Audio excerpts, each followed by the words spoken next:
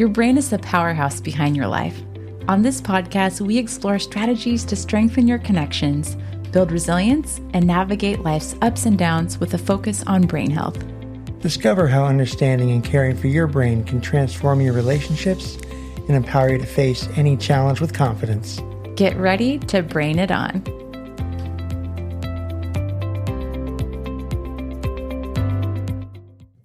In today's episode, we're exploring the secrets to lasting love and connection, even when life throws curveballs. We'll be sharing our story and discussing practical strategies like the 5-to-1 ratio for building resilience and keeping the spark alive, especially during difficult times like a health crisis. These are the things that have helped us navigate challenges, and while we're sharing our marriage as an example, these strategies can truly strengthen any kind of relationship. Let's get started. Hey everyone, welcome back to the podcast and happy Valentine's Day. Happy Valentine's Day. Before we dive into this topic for today, we want to give you all a health update on Thomas and kind of explain our absence since our last episode. A lot has happened. Should we play our sound effect? It's been a while, so we're getting back in the groove. Is it this one? Nope. Nope. Not that Let's one. try again.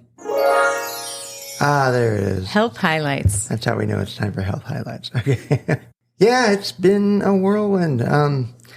So unfortunately on Christmas night, we got some devastating news.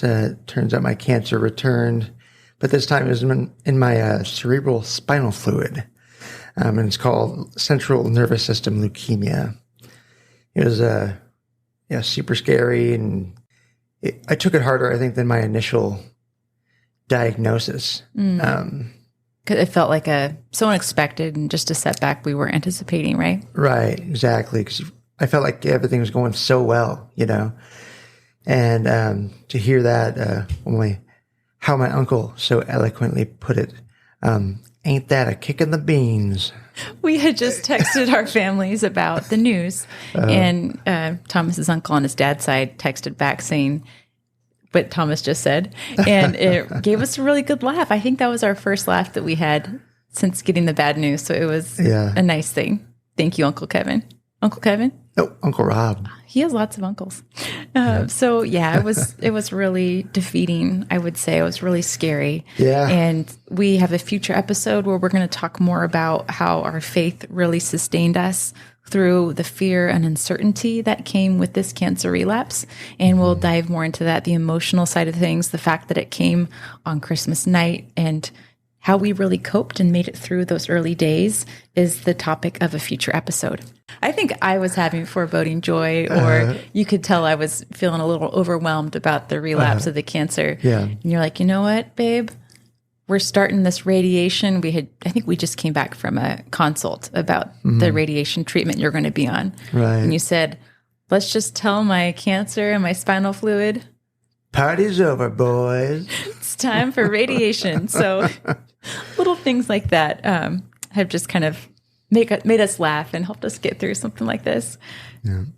And I just finished that round of radiation. There were 16 sessions. Monday through Friday. Yeah, Monday through Friday. We had to get up at like 6 a.m. to ride the tram all the way up to the other part of the hospital. And it was like 25 degrees like every morning.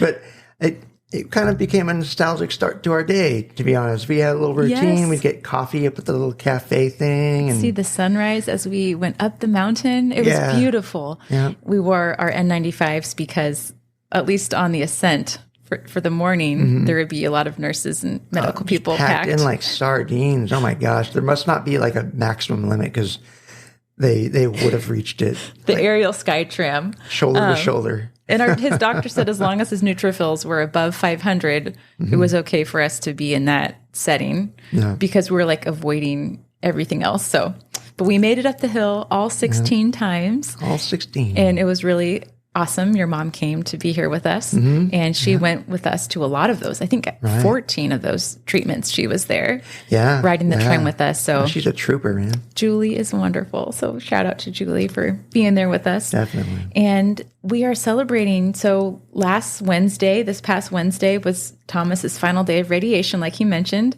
He got to ring the bell and celebrate. We are just so incredibly grateful that is over. And in a different episode that we have mapped out, we're going to talk about how the healing journey is best when you take it one step at a time. Step at a time. Especially when you have some huge, massive treatment ahead of you, like that radiation. Right. And last week, we had a bone marrow biopsy. It was a big week. Yeah. You had a lot of things going on. Yeah, for sure. It's been quite the week. And that biopsy will tell us if there's any remaining cancer in his bone marrow. So we're praying that there is not. And it's also going to tell us how much his bone marrow transplant has engrafted. So they look in this bone marrow biopsy to see how much of it is his donors versus his own cells or DNA. Right. And we're shooting for 100% donor. The bone marrow donor is anonymous, of course. All we know she's female. She's female. She's from Germany. That's all we know. I think she was 18 at the time. Is 18. She's alive and well. Right. Yeah, totally. So for whatever reason, we matched up really, really well. And so we never, got to know more about her than that. But so we made a name for her. So did we land on one? I think so. We kind of go back and forth. We started with Olga, because it's the most German name I could think of. And then I added Fraulein. Yes. Okay. That's Fraulein Olga. So Fraulein Olga's immune system is BA. She's great. Yeah. And we will cheer her on. We'll be like, Olga, Olga. When Thomas gets his labs and we see that his neutrophils are shooting up, Olga's rocking it. So we're seeing how much of your bones are in fact lady bones. And that's actually what they used to call me in high school. Old Lady Bones Keeley. There he goes. there he goes, old Lady Bones. I'm just glad the nickname finally makes sense now. It all comes together. It's the prophecy foretold. Just joshing. So that's basically a recap of what we've been going through. Okay, can we transition now? Yes. All right.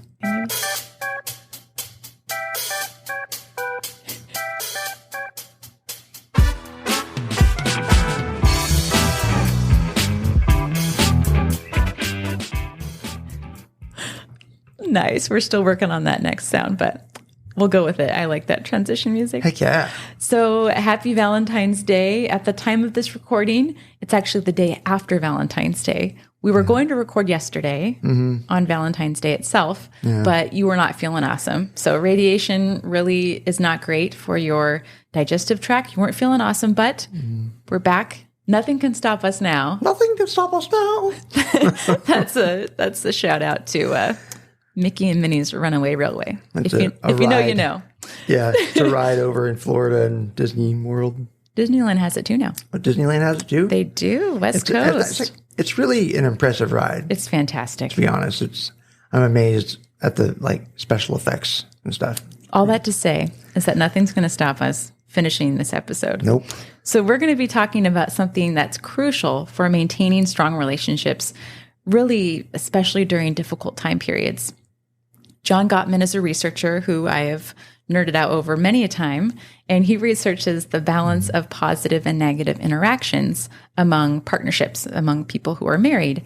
And he's identified some key ratios that can really make a difference.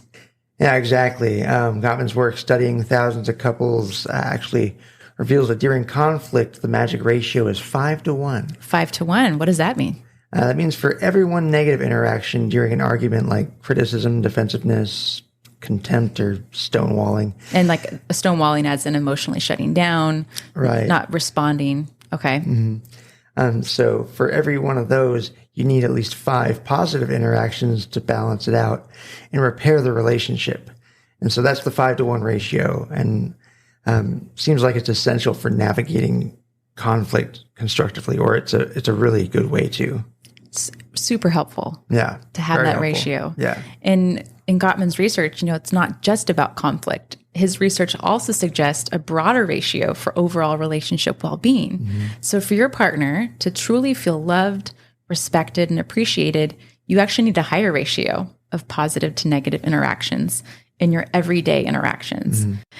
He found that couples need to balance any negative interaction with as many as 20 positive ones for their partner to continue feeling cherished. So there's the 20-to-1 ratio. Ooh. Yeah, if you're feeling overwhelmed with the 5-to-1, the 20-to-1, it's a tall order. Why does that ratio matter? So, no, it's just fascinating how our brains work. We're wired to prioritize and remember negative experiences more readily than positive ones. So if I get a review or you get a review at work, your boss could say 10 really nice things and bring up one negative or one area for growth, and your brain's going to focus on the negative. Right. Yep. Just it grabs onto that one, doesn't let go, and it's actually a survival mechanism. So it takes a conscious effort to counteract this negativity bias, what they call it, and intentionally cultivate positive moments. And that's why these ratios are important. They give us tangible goals to strive for, both in and out of conflict.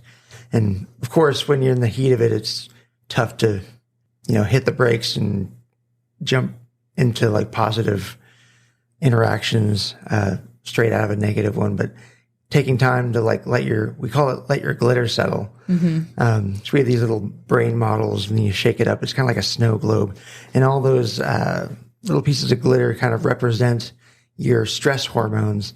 So letting your glitter settle means just taking a break, doing whatever you need to do to just let yourself calm down. Emotionally regulate. Yeah, emotionally regulate and let the stress hormones dissipate or simmer down. So you can tell your partner, hey, you know what?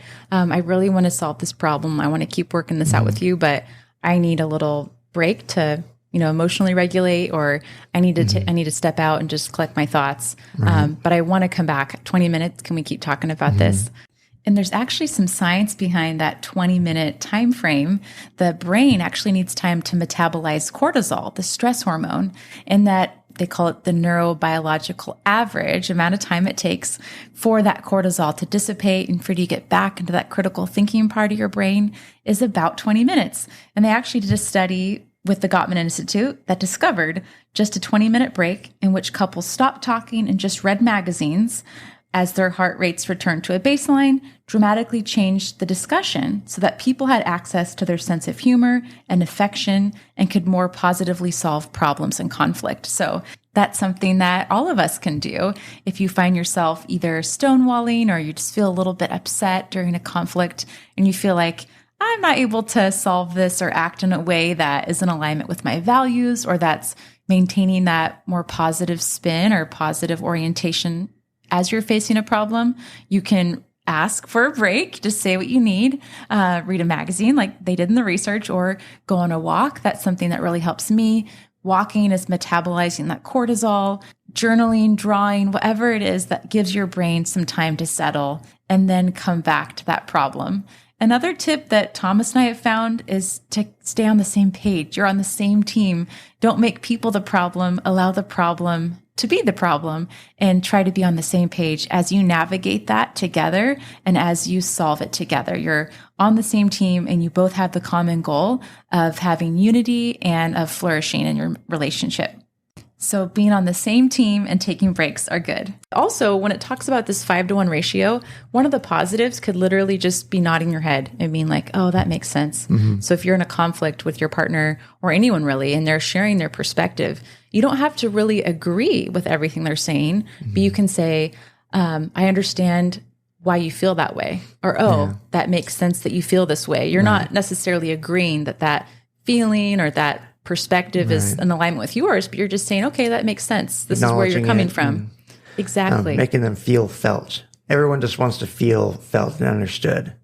Yes. And I think couples or anybody in any kind of relationship run circles round and round trying to feel felt and understood. We called it trigger pong. Like when you're triggering each other, I think like you were saying, we just want to feel felt. We want the other person to understand where we're coming from. So if you're trying to share where you're coming from, but the person interprets that as an attack or they feel defensive. So now they're trying to share where they're coming from.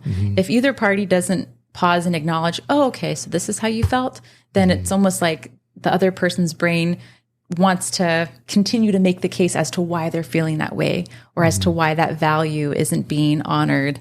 So there's a lot of complexity there, but I think if you boil it down, it's about feeling felt. And we do that thing where we put our fingers to our forehead and then we stick our hand out, and it's like not acknowledging I see you. Is that from Avatar? I think it is. From the James Cameron one, not the Last Airbender. Which is awesome. And has a great live action. PSA. If you've not seen the live action. Not the M. Night Shyamalan one. We don't talk about that one. Nope. But the show on Netflix, The new one, that's solid. good. Yeah. So people want to feel seen. We want to feel loved and respected and admired.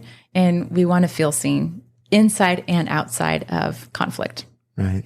So as we've navigated Thomas's cancer diagnosis and this journey that we're on, it's important to take a moment and just kind of realize the impact that navigating a crisis can have on relationships. So a cancer diagnosis or really any serious health issue can throw just kind of a massive wrench into everything. It also creates a whirlwind of emotion. So fear, uncertainty, grief, anger, all of these things can start to come up for people, and certainly has for us. Right. Yeah, no, I remember the early days and just feeling totally blindsided. I just remember the emotional toll was heavy on you as well, for sure. Yeah, it's during a health crisis, there's a lot of things that our brains are going through. And a big part of it is the integration of a stress hormone like cortisol that is flooding our system.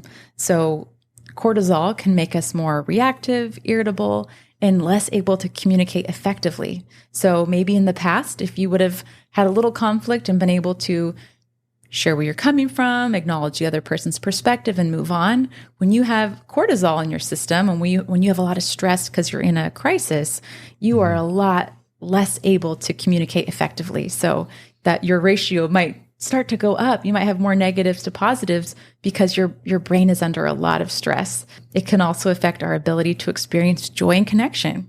And so that's why consciously cultivating positive interactions becomes even more crucial. And a key note here is it's not about pretending everything's okay. It's about finding balance.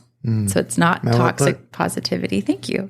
It's authentically thinking about how can I choose to be grateful? How can I choose to see the joy and building it in? Yeah, that's good. So should we talk about some strategies? Yeah, let's talk about some tools in the tool belt. I like it. It's not easy to do that. So yeah, how do you do that? How do you find positive moments when you're facing something as daunting as cancer? And we learned that it's the little things that often make the biggest difference. I believe John Gottman says small things often is huge, the little things. Yeah, for sure. And so we want to share some of our experiences along with some practical tips in the hopes that it'd be helpful to other folks. These are all things that we're learning and practicing ourselves individually and in our marriage. And before we move on, I want to talk about conflict. One last piece. Conflict is not a bad thing. Conflict and negative interactions happen in healthy marriages and in healthy relationships. But the difference, Dr. John Gottman calls them marriage masters, for those folks who have that good ratio going on. They have the conflict and the negativity, but they're quickly repaired and replaced with validation and empathy. So there's bumps along the road. Someone's grouchy. Someone doesn't feel felt and says something maybe outside of their values. This happens, but there's repair. Hey, I'm sorry for acting that way. And then replace it with validation and empathy. I see where you're coming from. And then you might say, I know we're both stressed out. So we're having that empathy for one another and we're validating each other. Right. So both when you're in conflict and in your day-to-day, outside of conflict, just in your interactions, to keep that high positive ratio in your relationship, we're going to give you 3 big strategies that are important to us, that have really helped us both in the hospital and then now here at the Rude Family Pavilion as Thomas continues to heal. These are things that have helped us. The first one is humor. The second piece that we'll dive more into is physical touch. And then finally, communication. So let's start with our first strategy, which is to integrate humor and how doing this can boost that positive ratio. even in the hospital, we made a conscious effort to find like moments of joy and be silly. Like I had I don't know if I've shared this yet, but I ordered a wig off of Amazon. It's like a powdered wig. Colonial. Yeah. Like George Washington on the dollar bill. Pretty much exactly that. Just to be funny. And you had it in a special bag. So whenever you lost your hair, you said, when I lose my hair because of the cancer treatment, when the time finally comes, I'm going to wear this powdered wig. And so I did it. Yep, he did it. A man of my word. So yeah, laughter was a big thing for us.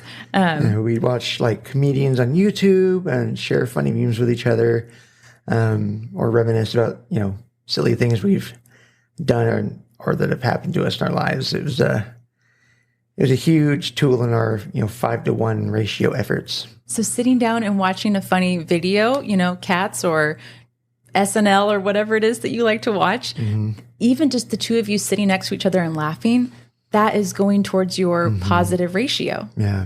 Small moments of joy. It's like medicine. It's a So good healing, way, right? It can help you escape the seriousness for a little while and just reconnect as a couple. It's a big boost to the positive side of the ratio. And, I like to be scientific and nerdy. Science backs this up. So, of course it does. I was just waiting for my moment. Okay. So laughter releases endorphins, which have mood boosting and pain relieving effects. It can help with pain. That's awesome. Edit discomfort. Discomfort is what we're supposed to say. Oh, right. It can help with discomfort. Discomfort. It can also reduce stress hormones. So here's how you can find laughter even when it feels impossible.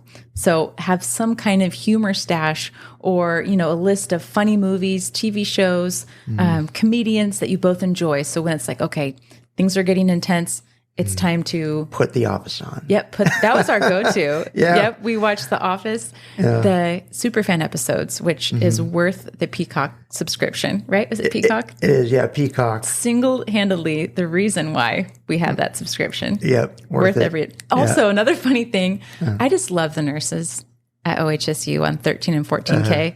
One of them. Well, a lot of them were Office fans, so they'd step in to check your vitals, and then they would look up and laugh at whatever episode we were on. And we had some serious Office fans, and one of them would quiz us. I think two of them. They would come up with like really, deep cut Office trivia, and we would take turns asking each other questions like... Because they would talk about, last week I was at a, trivia night at whatever location, whatever bar, and...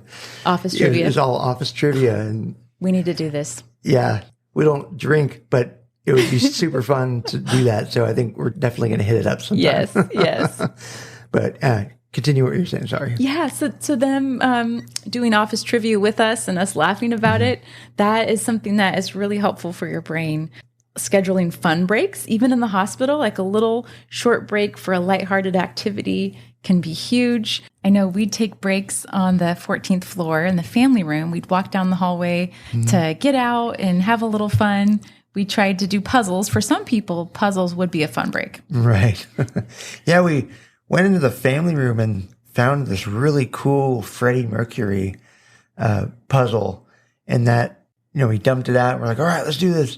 Entertained us for like 10 minutes. You have to be in the right headspace. We do have some puzzles, which are great. We're excited to bust those open and give it another try. But a different example, in that room, the family room, they had like darts, kind of like darts, except they were balls with Velcro on them. That stuck to the other Velcro like 1/4 of the time. So, and so that most of the time you're just chasing balls around the room. That was a really fun break. We'd go down and do that. Give us a laugh. Attempt a puzzle, throw some balls, and then go back for treatment or for the next thing on the list.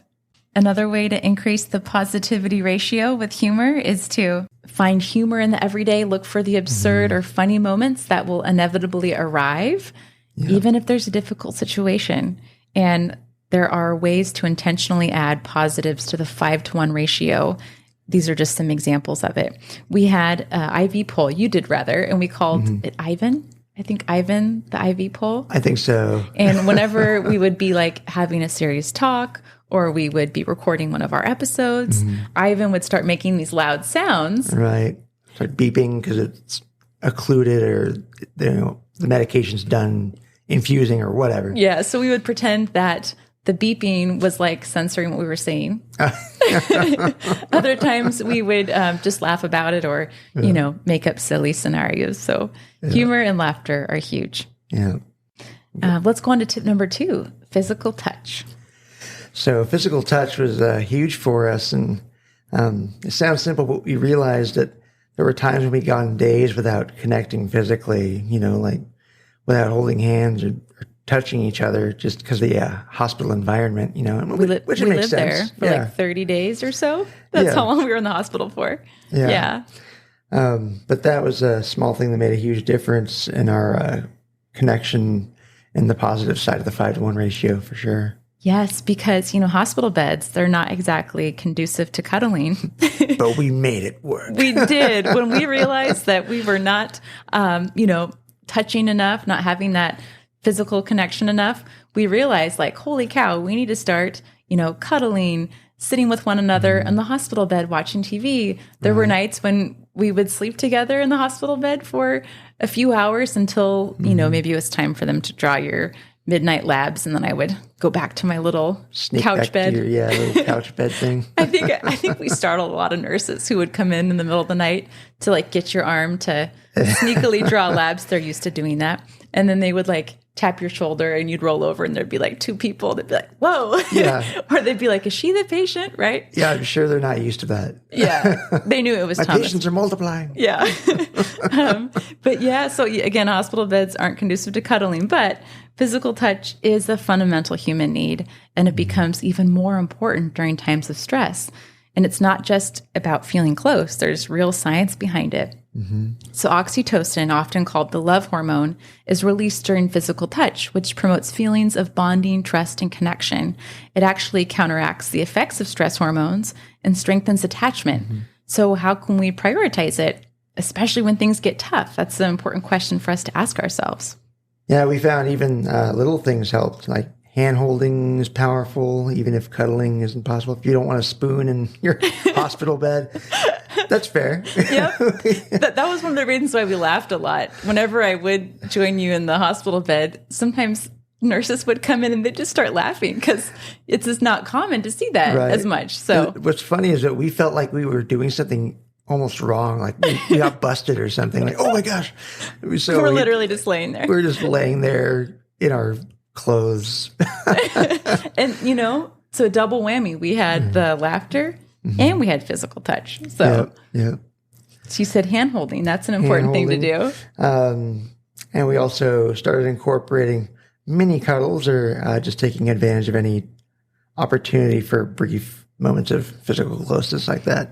Whenever you would have chemo, there were certain chemo drugs like IV chemo where the nurses who were coming in would have to gown up and they would put, lots of gloves on or whatnot. But sometimes hazmat suits, they would say like whether or not I was able to sit with you. So most of the time I would sit with you on the bed and we'd hold hands and the chemo would be going in through your IV and we'd be watching Seinfeld or something funny. So I think that's really the powerhouse there. We have the humor, we have the touch and that closeness. So, and you had told me before, it really, you felt like you weren't alone during those moments when you knew this toxic poison was going into you. You had those other things that were helping the moments. Definitely. Another piece is that communication is key. So it's important, whether you're the patient or the caregiver, to talk to your partner about how important physical touch is to you. How can you add those positive interactions in a way that's meaningful for you? And in that time in recovery, I know there were times when your skin was really sensitive after that, when you went through the first round of really intense radiation. So I would try to rub your back, but your skin was so sensitive because of radiation. It actually hurt. You were like, that's really painful right now. I'm like, oh no, that's not the effect I was going for. So open communication is so huge. And another thing that is helpful that usually doesn't have, there's usually not an issue with it, are hugs. They're a fantastic way, another way to bump up your positive ratio. And hugs decrease cortisol, which is the stress hormone that we talked about, while simultaneously increasing oxytocin. It's like a double whammy of good feelings. Yeah. And that's not just any hug. We actually learned that the length of the hug matters. I was surprised. I learned something new about the amount of time a hug needs to be. But before we get to this, I want to think of it this way. Human touch activates our parasympathetic nervous system. So that's your body's calm down system. Yeah. It slows your heart rate. It lowers your blood pressure. And it tells our brains, relax, you're safe. Rest and digest mode. No tigers are chasing you here. You are safe. And get this, research suggests that touch, along with synchronized breathing, and even placing your hand over your partner's heart, can stimulate the vagus nerve. And the vagus nerve is like a superhighway between your head and your heart, and activating it brings on feelings of calm and safety. So how long should that hug be? So it turns out 20 seconds is ideal. Just 20 seconds can make a real difference. And I say just 20 seconds. I know that's a long hug. So whoever you're hugging, make sure they're in on whatever what you're doing, or else it could get kind of weird. There's some research that says 7-second hug. And so when I go to conferences and I speak about the importance of touch, up until today, when I did some more digging, 7 seconds was what I had in my mind. But actually, the research that shows the most powerful effect is that 20 seconds. Right. 7 seconds is good. 20 seconds is better. Exactly. One study had couples face a stressful public speaking task. It was a big study. Half the group got a 20-second hug from their partner beforehand, while the other half rested quietly alone. Aw, that's sad. So the hugging group, both men and women, showed significantly lower stress levels, and they measured that by blood pressure. And that 20-second hug was enough to take the edge off. Yeah, it's awesome. And we actually tried that out today. We did. Yeah, after we learned science. It. Yeah, for science. I was reading it on my phone, and you were eating breakfast, and I'm like, I need to do something. You're like, what? I'm like, it's for science. You're like, okay. So I got my stopwatch out. She's always experimenting on me. Yeah, I got my stopwatch out on my phone, and I'm like, let's hug for 20 seconds. And we did. Yeah. And it was awesome. And a good way to kind of think of it too is like taking 3 big deep breaths together. That's the best way, rather than just, at first we just looked at my phone. Right. But you can do something called the 3-breath hug. So you face your partner or whoever it is that you have in mind you're going through a challenge with. You face that person. You give them a nice big hug. You put, your palms on their back, and you inhale and exhale together 3 times. It's a really neat way to connect and calm down. The synchronized breathing really helps your parasympathetic nervous system, and it is really research-backed way to help you both regulate and feel more connected. Awesome. Our third and final strategy is to integrate effective communication. And this is something that can boost your positive ratio with your partner. And just communicating and being honest about our fears and our anxieties, which isn't always easy, but it's super, super important. Even difficult conversations, when handled with respect and empathy, can contribute to the positive side of the 5-to-1 ratio by strengthening and connecting the person you're talking to. Absolutely. And when you're able to communicate openly and honestly, even about those hard emotions, what this does is it builds trust and strengthens the relationship. That's why John Gottman says that conflict, disagreement, argument, it's not a bad thing. Right. Problems are an opportunity for connection. It's an opportunity to say, oh, this is something I highly value. This is an emotion I'm feeling. And it's a chance for you to be vulnerable with the other person and let them in on your understanding, to feel felt, right? Right. Exactly. It's crucial for navigating a health crisis together. So here's some tips. Schedule check-ins. So set aside dedicated time to talk. Maybe it's right before bed, or if it's in the morning over breakfast, like, hey, let's do a check-in. What's on your heart? Brene Brown says, what's on your heart and mind? So, what's on your mind is something like, oh, well, we have our infusion appointment today and I don't want to be late because it's, 30 minutes and it's at the bottom of the hill and we have to get from our last appointment. So that's like on your mind. And then what's on your heart, that second part of that check-in is, maybe my heart is really heavy because it's Valentine's Day tomorrow, and I want to have 100 more Valentines with you. And that would be, grappling with the fact that cancer is such a hard thing to navigate. is something that might be weighing on someone's heart. So scheduling check-ins. The second strategy there is to use I statements. So express your emotions without blaming your partner and practice active listening. So focus on truly listening to your partner's feelings. And those are some things that are essential for maintaining a healthy 5-to-1 balance. Yep, definitely. And allowing that person to be vulnerable and like, again, they just want to feel felt. So maybe even repeating back to them, oh, I hear you're saying this. Is that what you're trying to say? Because sometimes we don't say what we mean and we don't mean what we say. And so clarifying is huge. Clarifying. And so instead of like hearing something that might offend that person, saying, hey, like this is what I'm hearing. So I hear that you're saying, yada, yada, yada. Is that correct? And sometimes with us, it's like, oh, wait, no, I meant to say this. Let me try again. Yeah, let me try again. I meant to say it in this way. The redo. Yeah, the redo. That's like something we're super excited about. This will be our last tip for communication. So this is something in our social emotional curriculum, Positive Choices, we talk about with kids when they have problems. You do a repair. You give kids a chance to both say they're sorry and come up with a solution. And one of the options for repair is to let kids have a redo. Like, okay, let's start over. So now let's take the same problem. Maybe one student took a book out of the other kid's hands and a page tore and they started yelling at each other. Okay, let's try again. So the child A says, can I please read that book? And then child B practices and says, I'd like to read it now. Can we change in 5 minutes? So you basically have the two parties who are having a problem try it again, but this way, in a way that is a more helpful strategy for solving that problem. And it allows them to repair. So you and I did that. We had some kind of challenge where we were both not our best selves. Again, cortisol, right? When you're stressed out, you were sick from radiation. I had been on the phone with insurance, which that drains my soul. Even hearing about that makes my blood boil. So we did not have the best problem-solving interaction. But then later on, I'm like, oh my gosh, can we try something for science? And you're like, okay. For science. We did a redo. I'm like, let's try the same exact thing over.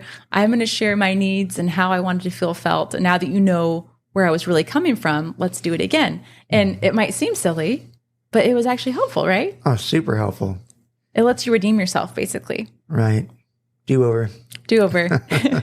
So thank you so much for tuning in. Those are some of the things that helped us in terms of applying the 5-to-1 ratio in your own relationships. You can think about being intentional, about, expressing your appreciation, being an active listener, integrating some humor whenever you can, and maybe having some more physical touch, more hugs. Maybe start with 7 seconds. If 20 seconds feels like a stretch, maybe start with the 7 seconds. Yeah. And if you want to learn more about John Gottman's research or find other supporting information that we talked about today, I'll be sure to include the links in the show notes. We hope that our story has offered some hope and inspiration and demonstrated how the 5-to-1 ratio can be a powerful tool for navigating challenges. And remember, even in the face of immense challenges, love and connection can thrive. Amen. Thanks for listening. Take care.